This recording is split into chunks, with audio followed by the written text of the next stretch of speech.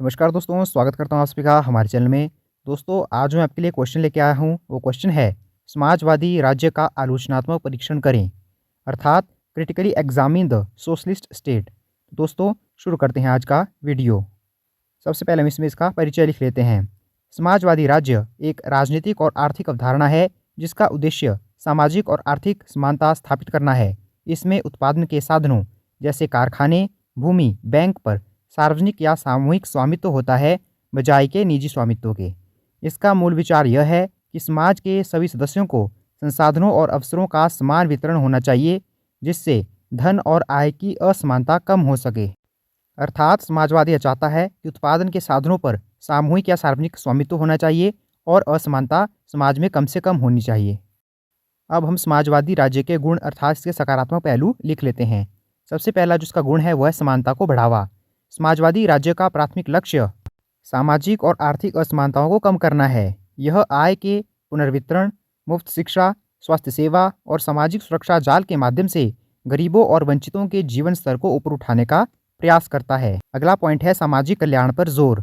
पूंजीवादी व्यवस्था के विपरीत, जहां लाभ कमाना मुख्य प्रेरणा होती है, समाजवादी राज्य में सामाजिक कल्याण को प्राथमिकता दी जाती है। सरकार शिक्षा, स्वास्थ्य और आवास और भोजन जैसी आवश्यक सेवाओं तक सभी की पहुंच सुनिश्चित करने का प्रयास करती है। अगला पॉइंट है नियोजित अर्थव्यवस्था। समाजवादी राज्य में अर्थव्यवस्था केंद्रीय योजना द्वारा निर्देशित होती है। इससे संसाधनों का अधिक तर्कसंगत और कुशल आवंटन हो सकता है, जिससे राष्ट्रीय प्राथमिकताओं और सामाजिक जरूरतों को पूरा किया जा सकता है। यह आर्थिक संकटों और बेरोजगारी को नियंत्रित करने में भी मदद कर सकता है। तो दोस्तों, जहाँ पे पूंजीवाद है उसमें जो अर्थव्यवस्था है उसका नियंत्रण बाजार प्रणाली के माध्यम से होता था, अर्थात आपूर्ति और मांग के माध्यम से। लेकिन जो समाजवाद है वहाँ पे जो अर्थव्यवस्था है उसको एक केंद्रीय योजनाओं द्वारा नियोजित किया जाता है। अगला पॉइंट है शोषण का उन्मूलन।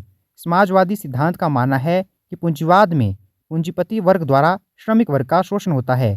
समाजवादी राज्य उत्पादन के साधनों के सामूहिक स्वामित्व के माध्यम से इस शोषण को समाप्त करने का दावा करता है। अगला पॉइंट है सामूहिक भावना और सहयोग। समाजवाद व्यक्तिवाद के बजाय सामूहिक भावना और सहयोग को बढ़ावा देता है। यह लोगों को साझा लक्ष्यों के लिए मिलकर काम करने के लिए प्रोत्साहित करता है, जिससे एक अधिक एकजुट समाज का निर्माण हो सकता है।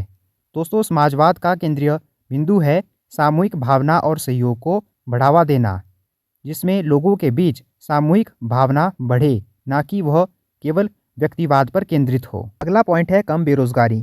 चूंकि सरकार आर्थिक गतिविधियों को नियंत्रित करती है, इसलिए वह पूर्ण रोजगार सुनिश्चित करने का प्रयास कर सकती है, जिससे बेरोजगारी की समस्या कम हो सकती है। अब हम समाजवादी राज्य की आलोचनाएं या इसके नकारात्मक पक्ष पढ़ लेते हैं। सबसे पहला पॉइंट है व्यक्तिगत स्वतंत्रता का अभाव। आलोचकों का तर्क है कि समाजवादी राज्य अक्सर व्यक्तिगत स्वतंत्रता और पहल को दबा देता है, क्योंकि राज्य अर्थव्यवस्था और कई सामाजिक पहलुओं को नियंत्रित करता है। इसलिए व्यक्तियों के पास अपनी पसंद बनाने की सीमित स्वतंत्रता होती है। अगला पॉइंट है प्रोत्साहन की कमी। जब आय और धन का समान वितरण होता है तो कड़ी मेहनत करने, नवाचार करने या अधिक उत्पादक बनने के लिए व्यक्तिगत प्रोत्साहन कम हो सकता है। लोग महसूस कर सकते हैं कि उनके अतिरिक्त प्रयासों का उन्हें कोई व्यक्तिगत लाभ नहीं मिल रहा है, जिससे उत्पादकता और दक्षता में कमी आ सकती है। अगला पॉइंट है नौकरशाही और अक्षमता। केंद्रीय योजना और राज्य के स्वामित्व के कारण एक विशाल नौकरशाही का उदय होता है। यह नौकरशाही अक्सर अक्षम, धीमी और भ्रष्टाचार से ग्रस्त हो सकती है। निर्णय लेने की प्रक्रिया लंबी हो सकती है, जिससे नवाचार और लचीलापन बाधित हो सकता है। अगला पॉइंट है आर्थिक गतिहीनता और नवाचार की कमी। प्रतिस्पर्धा की कमी और केंद्रीय योजना के कारण समाजवादी अर्थव्यवस्थाएं अक्सर नवाचार और तकनीकी प्रगति में पिछड़ जाती हैं। उद्यमों को नए विचारों को विकसित करने या जोखिम लेने के लिए कम प्रोत्साहन मिलता है। अगला पॉइंट है अधिनायकवाद का खतरा। कई आलोचकों का मानना है कि समाजवादी राज्य, विशेषकर जब एक दल द्वारा संचालित होता है, तो अधिनायकवादी शासन में बदल सकता है। सत्ता का अत्यधिक केंद्रीकरण और असंतोष को दबाने की प्रवृत्ति व्यक्तिगत अधिकारों और लोकतांत्रिक प्रक्रियाओं के लिए खतरा पैदा कर सकती है। अगला पॉइंट है बाजार तंत्र का अभाव। समाजवादी अर्थव्यवस्थाएं अक्सर बाजार की शक्तियों अर्थात मांग और आपूर्ति की उपेक्षा करती हैं। इससे संसाधनों का गलत आवंटन हो सकता है, वस्तुओं और सेवाओं की कमी या अधिकता हो सकती है। दोस्तों बाजार तंत्र का अभाव पाया जाता है समाजवादी अर्थव्यवस्था में। इस आधार पर भी समाजवादी अर्थव्यवस्था की आलोचना की जाती है या जो समाजवादी राज्य है उसकी आलोचना की जाती है। अगला पॉइंट है व्यवहारिक रूप से लागू करने में कठिनाई। एक पूर्ण समाजवादी समाज की स्थापना और उसे बनाए रखना बहुत जटिल और चुनौतीपूर्ण साबित हुआ है। मानव स्वभाव में निहित स्वार्थ और प्रेरणा के तत्वों को पूरी तरह से नज़रअंदाज करना मुश्किल होता है। दोस्तों अब इसमें इसका निष्कर्ष लिख लेते हैं। समाजवादी राज्य की अवधारणा का लक्ष्य एक अधिक न्यायपूर्ण और समान समाज का निर्माण करना है जहां सामाजिक कल्याण व्यक्तिगत लाभ से ऊपर हो। इसके कई आकर्षक गुण हैं जो सामाजिक असमानताओं को दूर करने और सभी नागरिकों के लिए बुनियादी आवश्यकताओं को सुनिश्चित करने का वादा करते हैं।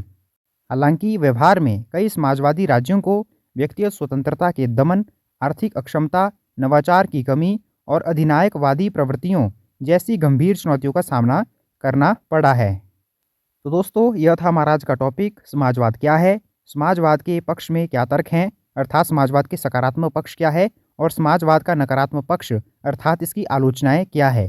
दोस्तों उम्मीद करता हूं कि आपको आज का टॉपिक आसानी से समझ आ गया होगा और जब भी आपकी परीक्षा में आपको देखने को मिलेगा तो आप बड़ी ही आसानी से परीक्षा में लिख कर आएंगे और अच्छे से अच्छे मार्क्स परीक्षा में हासिल करेंगे।